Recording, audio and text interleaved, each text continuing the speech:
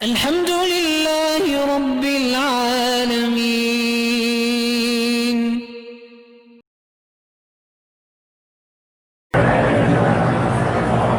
اللہ کے نبی نے رفع یدین کے بغیر نماز پڑھی ہے؟ بالکل پڑھی ہے. حضرت عبداللہ بن مسعود گواہ ہے، اتنا بڑا صحابی ہے جلیل. انہوں نے کہا میں ویسے نماز پڑھ کے دکھاتا ہوں جیسے حضور نے پڑھی ہے، تو رفع یدین نہیں کیا. تو ہم تو اس کو بھی سچا سمجھتے ہیں، اور بلکہ ایک حدیث میں حضور نے منع بھی فرمایا. لیکن جو کرتے ہیں ہم تو کبھی اعتراض نہیں کرتے، پتہ کیوں ہے جو تکلیف ہے ہمارے ساتھ.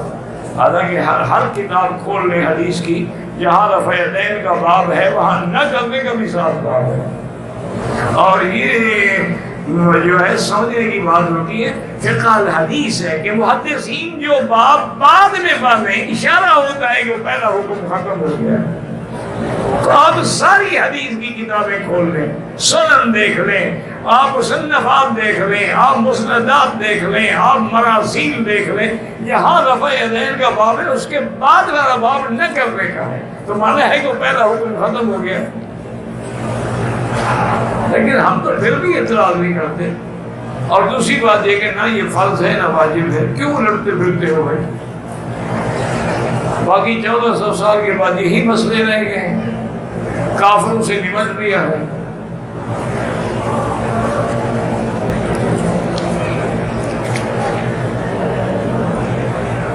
حضرت غوث اعظم عبد القادر جیلانی کے بارے میں بتائیں. پہلے تو غوث اعظم کہنا کفر ہے.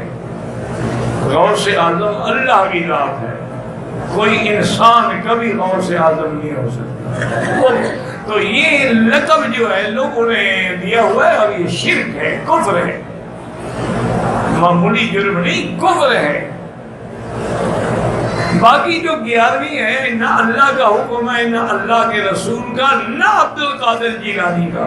یہ تو مولویوں کے پیٹ کا مسئلہ ہے، تم جانو مولوی جانے. ویسے شریعت میں کھانا حرام ہے.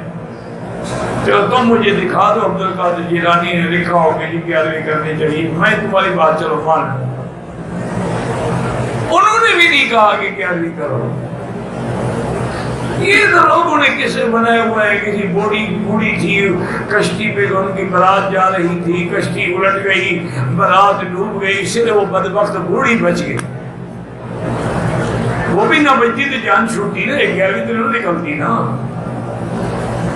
وہ بچ گئی تو پیران پیر کے پاس آئی کہ جی میں تو برباد ہو گئی، بارات ڈوب گئی، آپ نکال. نے کہا اللہ نے اس کو غرق کر دیا، میں کیسے؟ انہوں نے کہا نہیں بس نکالے. تو آپ نے حکم دیا اور بارات پھر دوبارہ زندہ ہو کے نکل آئی.